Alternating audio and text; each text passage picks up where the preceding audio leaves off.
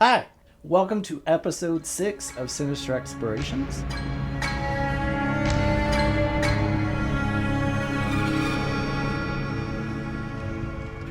I'm Cody. I'm Shay. I'm Jeremy. Jeremy's been on, but hasn't actually introduced himself, so... Yep, I do have a name. We've talked about you. People know who you are. It's the guy in the corner. Yep. Yeah, that's cool. I need a fence. So, Shay, you took us on a quite dark and heavy ride on the last 3 episodes. I did, and I need a break. So I'm super happy this is not my episode. Yep, so we're going a little lighter. Okay. I'm not going to say there's not murders involved, but they're not as dark. Not as poop-filled. Not as poop-filled. So just a short drive out of Cincinnati. I know you all know where this is. There's a small little village, famous for several things. Annual Ohio Sauerkraut Festival. It's been coined as the antique capital of the Midwest. But today we're going to look into the history of Ohio's most haunted town, Waynesville, Ohio. Waynesville. Yes, this is where I was almost forced to try sauerkraut ice cream and got out of it because I am vegan. That just doesn't even sound good. I know we talked about my dad liking Chi-Chi's a lot, and Don Pablo's, he also really likes Waynesville, and he really likes sauerkraut. Yes, he does. I I like sauerkraut. Yeah, not an ice cream. I just don't want it in ice cream or pie. Oh, they have it on everything there. They have pizza, everything. So it is said that Waynesville has at least 33 haunted locations. Wow. It's Yeah, small, right? it It's is. not that I didn't realize they Small. had 33 buildings. The population's between 2,500 and 3,000 people. Wow, okay. So, yeah. So we'll take a look at a few of those. I'm not going to bore you with all 33 locations. That would be maybe 6 or 7 episodes worth of information. I can't do it. And then we're also going to look at the history of the town, maybe into why it's so haunted. I did listen to a demonologist or an exorcist.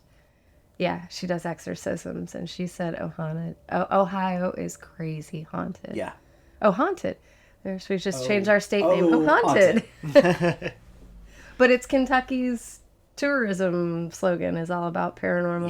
Yeah. Kentucky now has a dark tourism campaign going on. We should fight you for it. Ohio should. Kentucky versus Ohio in haunts. So prior to white settlers moving in around the mid-1700s, the Shawnees owned the ground where Waynesville is now located. And in 1794, General Mad Anthony Wayne defeated the American Indian Alliance, led by Little Turtle, chief of the, I'm going to butcher this, Miamia tribe, Okay. and Blue Jacket of the Shawnee. Shawnee I got. Okay. That one's easy. But I just like the name Little Turtle. Little turtle. Oh. Why was he mad? Who? Mad who? Mad Anthony Wayne, and I could not find why he had the nickname Mad. Is that what the Seems- street's named after? Maybe. Because we have a street north side called Mad Anthony. There is. Oh, I bet it is. Huh. Okay. He was one of the big generals at the time and one of the founding fathers of the Okay. U.S. I have to try to look that up. I bet that's what it is, though. I mean, who else would it be named after? Right. Any Mad Anthony's are there? So he defeated them at the Battle of Fallen Timbers, which led to the Treaty of Greenville in 1795. The treaty forced tribal leaders to relinquish much of their land to Anglo-Americans. So, Samuel Hayway actually founded the village on the west banks of the Miami River on land he had purchased from Judge John Cleves Sims, another big name in the area, Yeah. while General Mad Anthony opened the land for settlement through the Treaty of Greenville. It's the only way it was able to be opened up. And that explains why Waynesville is named after him. All right. So, do either of you know what the Treaty of Greenville is? I didn't. No idea. No, never heard of it. So the treaty resulted in Native Americans formally agreeing to cede most of Ohio and parts of the rest of the Northwest Territory to the Americans, ultimately aiming to end the hostility surrounding the Great Lakes regions. So just another atrocity against the indigenous people. Mm-hmm. Excellent. Now, it only temporarily ended violence and helped establish Indian lands, but as things are still going on today, American expansion quickly nullified the treaty. So, a lot of violence, short ending, more violence. So, given that backstory, I'm not going to get into some of the other history yet. We'll get there. We're going to take a look at the first haunted location. This location, I wanted to start with it because it is where the first reports of activity allegedly originated. Okay. And that location is called the Hamel House, or now the Hamel House Inn. The frame of the inn, this shows how old the building is. The frame itself was believed to have been used as a tavern as early as 1800. Ooh. So not long after they actually formed the town. And the current building as it is now was constructed as an inn and stagecoach stop in 1822.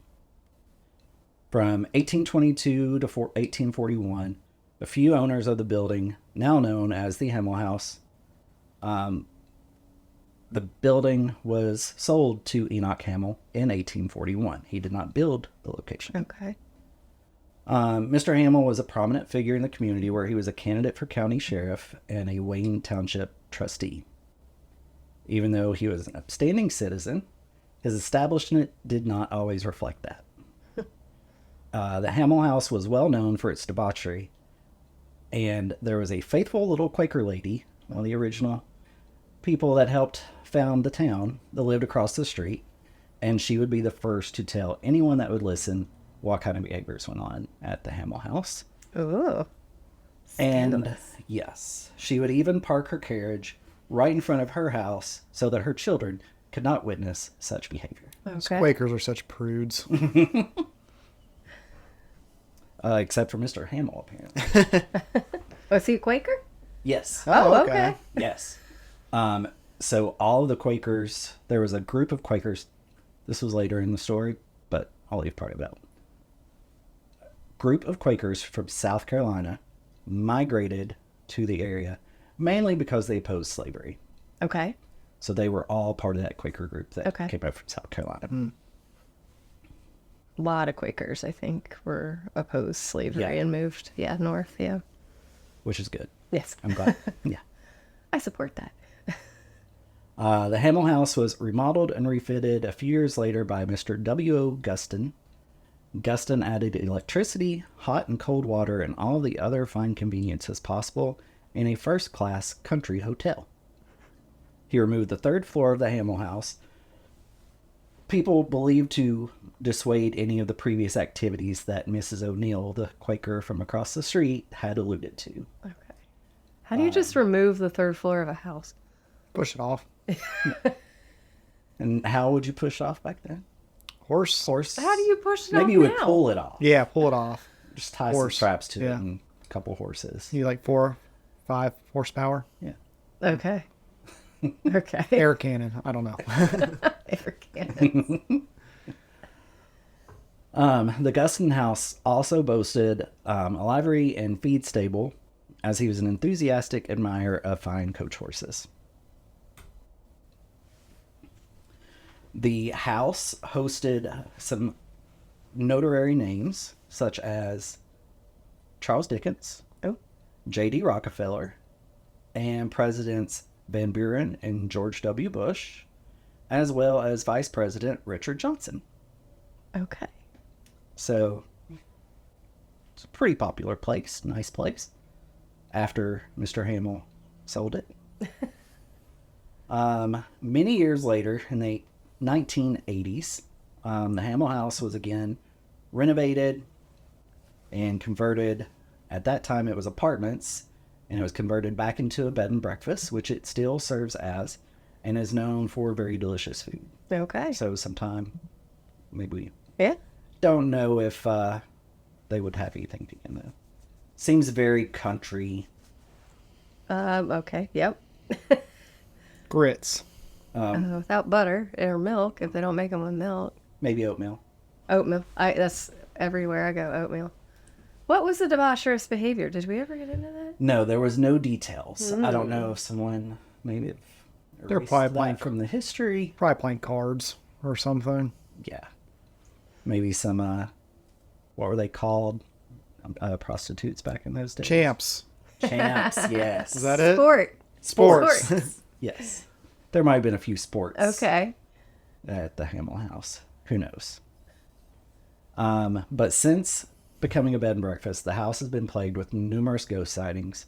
One of the most popular is believed to be that of a young traveling salesman who arrived at the inn by horse and carriage and checked into room 4. However, it was a Hotel California situation. He checked in and never checked out. Okay. A few days after the young salesman's arrival, the innkeeper was said to have sold off the horse and the carriage. Very mysterious situation. This is a trap door into the basement type situation. Is that what Hotel California is about, the song? Is that what you said that? Is that I about? think it's about like the I Bates don't know if it's Motel really or about something. this, but No, I meant very like similar it's situation. you check in and don't check out. Yeah. I've never listened to the song. What? I don't like it. How have you never heard it? Like just I've only heard in your life? "Welcome to the Hotel California" and then I change it. Y'all, Nope. My heart has broken a little. I'm So sorry. sorry. Is it the Eagles? Yes. Yes. Yes, I don't like them. There were several possible explanations as to why the innkeeper may have sold the horse and carriage. However, on the owner's deathbed, he confessed to murdering the young gentleman in the hotel. Really? Okay. No motive that I could find, but the young man is said to be seen in room 4. Numerous guests have also said they've woken up to a man arguing and throwing things in the room. However, when they go to turn on the lights, nothing's been disturbed and there's no one in the room with them. Okay. So maybe it might be a little residual. Maybe him and the innkeeper were arguing and something happened. Who knows? And you can stay in this room? Yes. Okay. All speculation, but that's what I'm going with. Well, that's an easy weekend trip right there. Yeah. it is. Yeah. There's also an existence of a mysterious black shadow that's been spotted many times and has been at the center of numerous reports at the Hamill house. One evening, a man who wanted a calm night, doesn't sound like where you would go for a calm night after that first story, checked into room 3 after being told he would be the only guest that evening. When he gets to his room, he goes to sleep, and after what feels like an eternity, he finally opened his eyes to the world's loudest party. Okay. He quickly sprung from the bed, unlocked the door, and stepped into the corridor, complete and utter silence. Now, if you don't mind sharing, I believe you experienced a similar experience one time getting off an elevator. Not me. Did I? Where you walked off the elevator into like a party? No. Who was it? I don't know. Not Oh, it me, was but I'm you. intrigued. No, not me. Okay. After exploring the first floor, when he was finally awake enough, the basement was empty. And then later the morning, the man noticed a dark shadow moving from room 2's wall into his room. Okay. So lots of stories from there. My next story is one of my favorites from this episode. Did you all know that the Stetson family had ties to Waynesville? Nope. I apparently know nothing about Waynesville I don't know other who the than the Stetson sauerkraut. family is. Do you know Stetson hat? Oh, yeah. So Sauerkraut. the Stetson cowboy hat is said to have been originated in Waynesville. Really? Mm-hmm. That's surprising to me. And you made so much fun of my cowboy hat, I got rid of it. I'm still mad at you. Did I? Yes. That doesn't sound like me. I don't do that. Okay. Why you gotta hate on cowboy hats? Me being from the country loved cowboy hats, and that's why I think I enjoy the story so much. I had it made in Dallas. It's shaped to my head. I love that hat. And this is why Jeremy does not get introduced every episode. No. Yeah, I'm not a very nice person.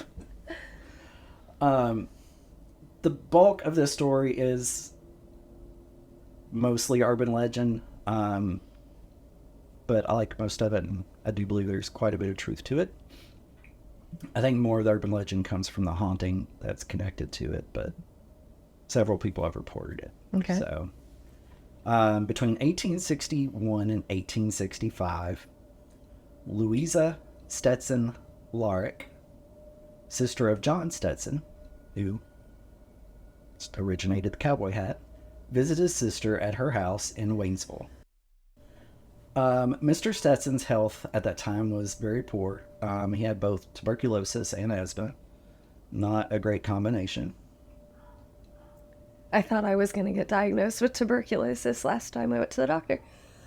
Because of this. I was going to say, do you think you might? I think too. I thought they were going to tell me I had some ancient disease.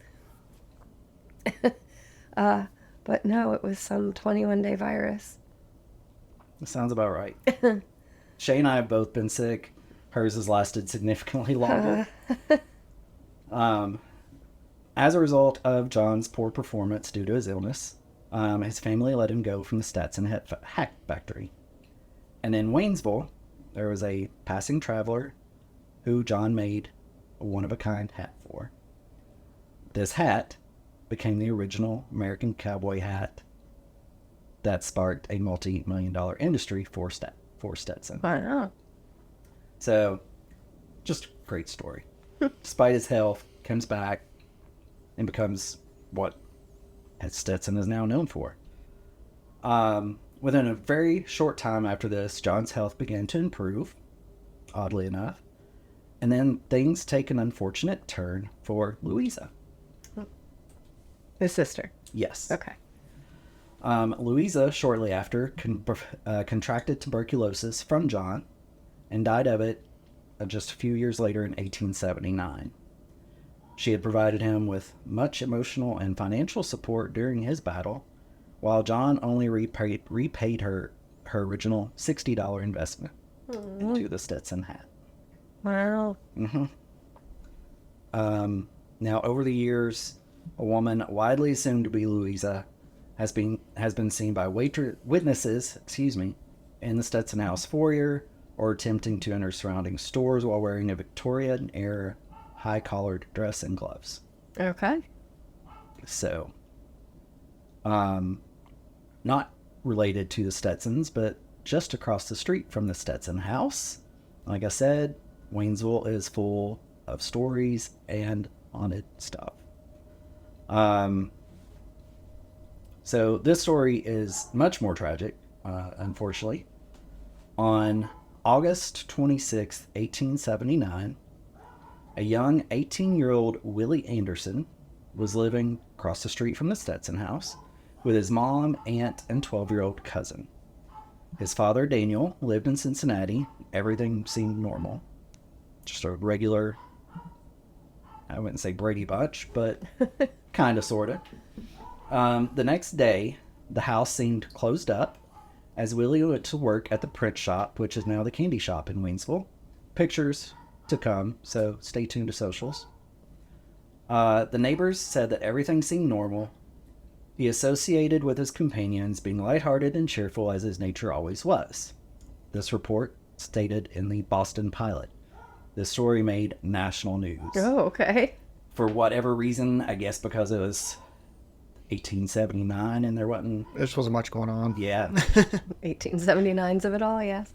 Willie told people his mother and aunt had gone to Cincinnati where his father lived, and he decided to go to Cincinnati himself for the weekend. What triggered the town authorities to check the house was the complaints from the neighbors about the obnoxious smell coming from the house. Uh-oh. So you can kind of guess where this is going to go. While authorities were looking into the back room, officers found the bodies of 2 women and a young girl.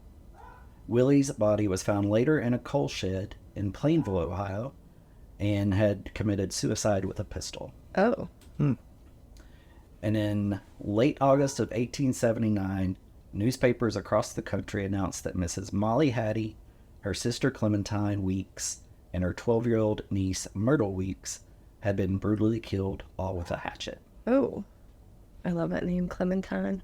Now, when did Lizzie Borden allegedly, was that, I feel like that was probably around the same time. I have no idea. I don't know. I'm just curious now who chopped up their family with a hatchet first. I don't think Lizzie Borden did it. I don't either. I really don't. So Mrs. Hattie's son and at first her ex-husband were the prime suspects. The son's apparent suicide led to the case going cold. Now, they did heavily investigate the ex-husband and determined there wasn't enough evidence to link him to the murders. So it does seem like Willie may have just went a little crazy. There was also the Vasilla axe murders. Yes. I don't know when those were either. I don't either. I'm really bad with timelines. I am too. If I did not have notes in front of me. Reports of weird and unnerving sounds at the house led to demolition where their killings took place. New homeowners who moved into a new house built on the same land still claim to see a Victorian woman walking with a child. So I'm going to pose a question. No, I know my thoughts. We mentioned on the last episode we're going to Bobby Mackey's. Yes. It's going to be torn down in January. The plans now, I believe, are to build a new bar at the same site. Do you think spirits are more connected to the land versus the building itself? I thought they were building on a different site. Same site? I think the same site. They're temporarily moving to a different site. Okay. I think they're planning on rebuilding. I personally think it depends on the haunting. So I think if, I Gettysburg, for instance, so much blood was spilled on the ground, and I think that's just in that area. So I don't think it matters what you tear down and rebuild; it's going to be there. In a house, if it's just a murder, I don't know that I think it's going to stay on the land. So I think it depends on the haunting. I think, in my opinion. And then two, I think. So I mentioned actually Gettysburg is one of my reasons for believing that. I think you and I feel the same way. I think too, depending on how tragic, like if it was a murder, if it was super tragic, it might linger. Yeah, I could be wrong. Yeah, I mean I think it's vibrations. I definitely think wood and stone and things take in those vibrations and hold on to them. The ground itself, I don't know, but I think also elementals and all of that. I just think it really just, for me, it depends. You have any opinion on this? As a skeptic. I feel like it would be more tied to the building, I think. I don't know, because if it's something that's like repeating itself, do you call that residual? If there's no building there, like whatever, for it to repeat itself in, like, I don't know. Would that be confusing for the spirit? I don't know. No, obviously none of us know. Yeah. Speculation. I just think, and it also probably, for me, depends on how many. If you tore Waverly down, that shit's still going to be there, right? It'll walk in the parking lot, I think. So I think it just depends for me. And this Victorian lady seen everywhere in Waynesville, I laughed because I thought maybe it was just the lady from Hereford Hedge shopping in Waynesville. She always has elegant Victorian dresses on. Who does? The lady and her husband that own, I'm not saying it right, am I? Hereford Hedge in Covington, that really cool. The magic shop. Oh, they live out there? They live up in there, I think. They live above it. They live at the building in Covington. Oh. She just thought maybe it was her shopping. Oh, okay. Because she always has she has that emerald green velvet dress. And very classy. Oh my God. Yes. I want to be her. If you are local and have not been to Hereford Hedge, you need to go check it out. But before you go, check their Facebook because their hours are daily. They change all the time. So, just recently in this October, in time for Halloween, Channel 2 News out of Dayton did quite a big piece about the haunting in Waynesville. It's because there's nothing going on in Dayton. No.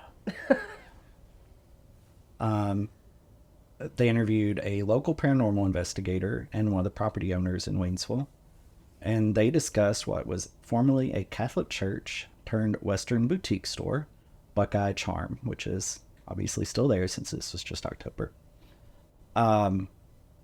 When I was talking about the food being country, I just assumed that since they have a Western boutique store, everything in Waynesville is going to be country. I would think so. I remember it being a lot like Lebanon. It's Yeah. pretty shabby chic. Yeah. Magnolia. Yeah, sounds like my hometown. That's what I figured. Adam Powell and his wife bought the old Catholic church several years ago and started doing renovations. In the interview with Adam, he stated, "I was a huge skeptic. I thought, well, an old building, people hear stuff. We then started hearing voices, footsteps, and doors slamming. Ooh. I don't think Adam is a skeptic any longer. Oh, boy. Jeremy, there's still hope for you." I hear all kinds of sounds in our house. Our house is old. It's mostly cats, though. It's mostly... You've never heard... I have to say, footsteps are a different experience. Yeah. Like, that is... Knowing that you hear plain as day footsteps and no one around, it's just a totally different feeling. Yeah, that's weird. Yeah, never had that. Just cats. That happened at Geyer Opera House when we were in the basement. There was nobody else there. That separate area where they have the stage clothes, we were in that basement and just running, like full running. And people kept going up to look and there's nobody there. I mean, you've been there. You can't run in there. No. There's no space to run in there. You fall over something and break a leg. It was crazy. Well, and then we were at the old Anderson Hotel. Yep. We didn't hear it, but a couple that was with us, a couple of our friends, started yelling, "Hey, where are you all at?" They heard footsteps running up the stairs. Yeah. We were in total opposite ends of the building, so. Apparently, and I need to watch this episode, I have to look it up. Within weeks of the Powell starting the remodels and renovations, the Travel Channel came out to visit the site and shoot an episode of Ghost Nation. Oh, really? Okay. So I definitely want to look that up. The paranormal investigator that was part of the interview said, "Our haunted history here, we do have a couple little kids that run around the store. We believe one is from the Rogers family. He's kind of mischievous. We have pictures of his shadow moving around. Could not find anything about who this little kid that might be part of the Rogers family is. So if I find more, I will post an update." Nick Groff should go out and do one of those like town ones that he used to do. That'd be cool. I miss that. Well, he did just like the first season, and then they changed first two seasons maybe. Yeah. They changed it up, changed the cast up. But Paula says the building itself and the area around it are full of other happenings. She stated that one of the former rectors, Father Jim, who was the longest standing priest in Waynesville, passed away in the building from a heart attack at the altar area. He was actually found on the altar itself. So they believe he's still there. They've had several sightings of him, and they know that it's several sightings of him because they have pictures of him and his face has appeared in the windows, allegedly. Oh, okay.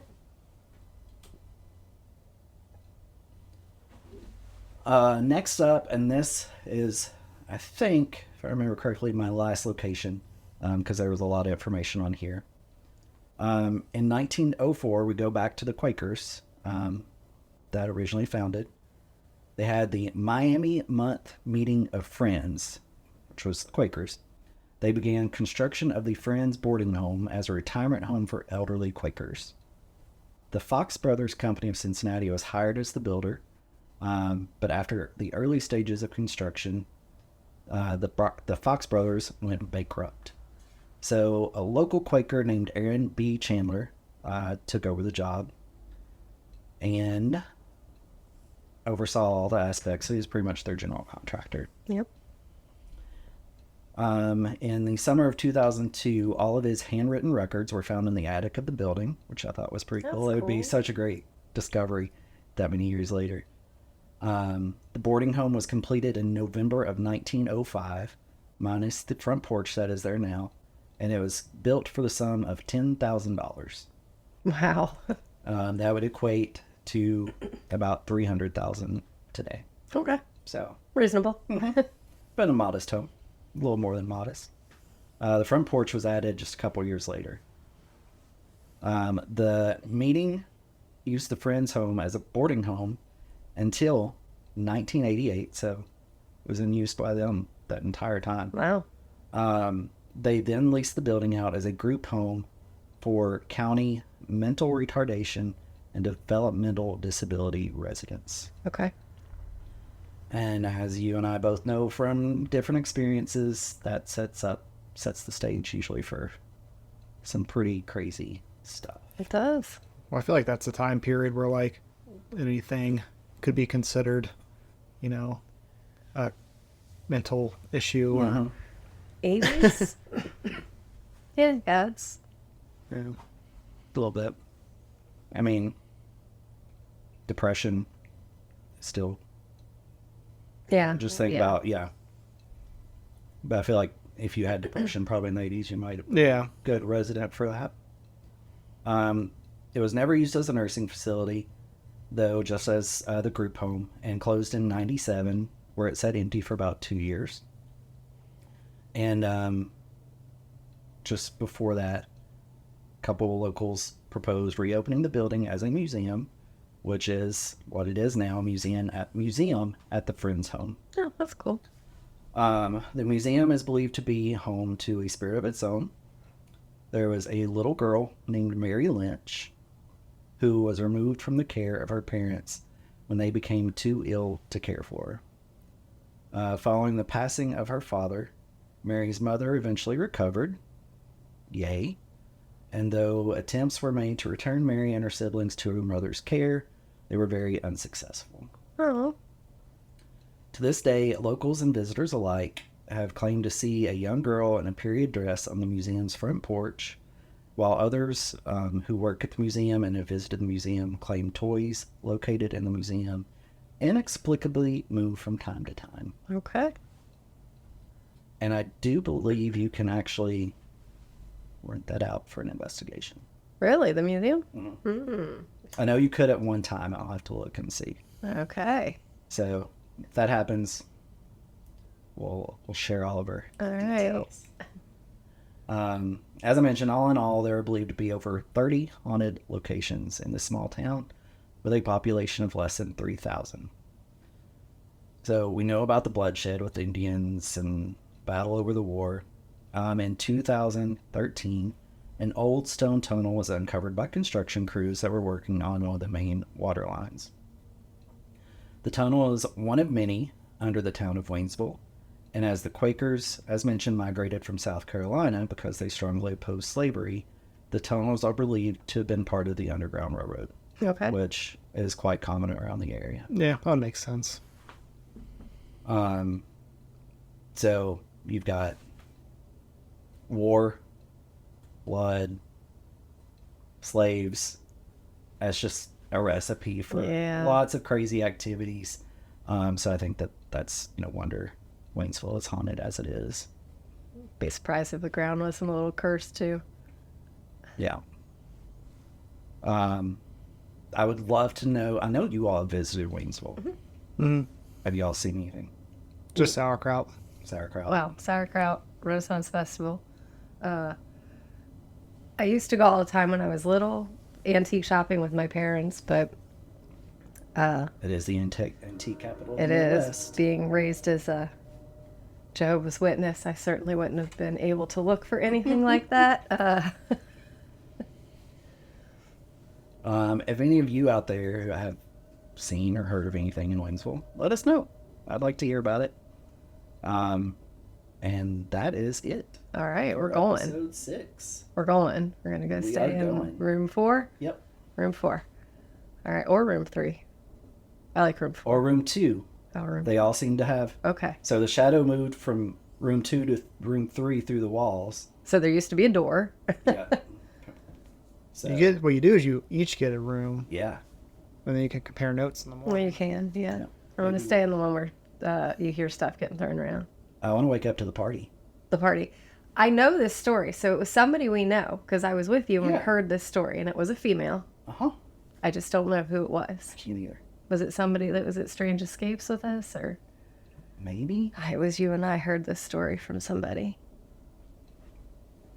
If you're listening, let us know it was you. We'd love to talk to you more about this. What's next for episode 7? Oh, are you gonna do your next one again, or you want Yeah, me to yeah. go? Okay, I am. My next one will be on Cincinnati's a serial killer from Cincinnati, and it'll be the first female serial killer In So, Cincinnati in or like Ohio. ever? in the U.S. actually. okay. So you can now look it up and find out who that is. But So I think serial killers will be the theme, unless I decide to go a little more road trip with the other locations in Waynesville.